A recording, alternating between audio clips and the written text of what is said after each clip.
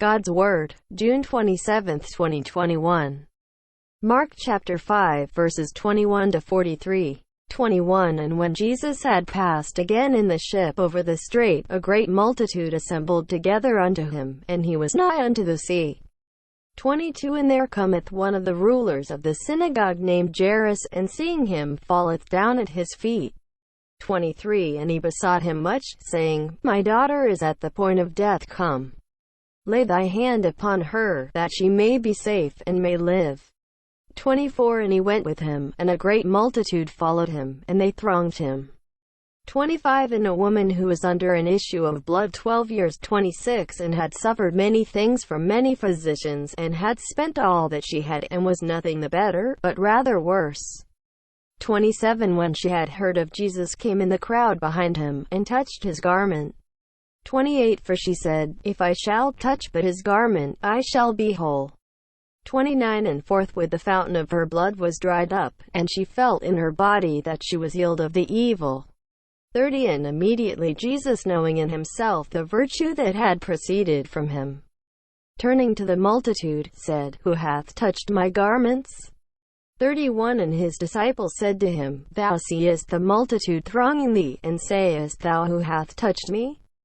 32 And he looked about to see her who had done this. 33 But the woman, fearing and trembling, knowing what was done in her, came and fell down before him, and told him all the truth. 34 And he said to her, Daughter, thy faith hath made thee whole. Go in peace, and be thou whole of thy disease. 35 While he was yet speaking, some come from the ruler of the synagogue's house, saying, Thy daughter is dead. Why dost thou trouble the master any further? 36 But Jesus, having heard the word that was spoken, saith to the ruler of the synagogue, Fear not, only believe.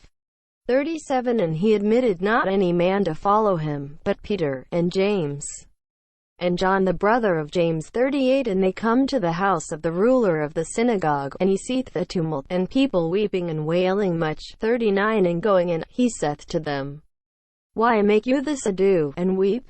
The damsel is not dead, but sleepeth. 40 And they laughed him to scorn. But he, having put them all out, taketh the father and the mother of the damsel, and them that were with him, and entereth in where the damsel was lying. 41 And taking the damsel by the hand, he saith to her, Talitha cumi, which is being interpreted, Damsel, I say to thee, arise. 42 And immediately the damsel rose up, and walked, and she was 12 years old, and they were astonished with a great astonishment. 43 And he charged them strictly that no man should know it, and commanded that something should be given her to eat.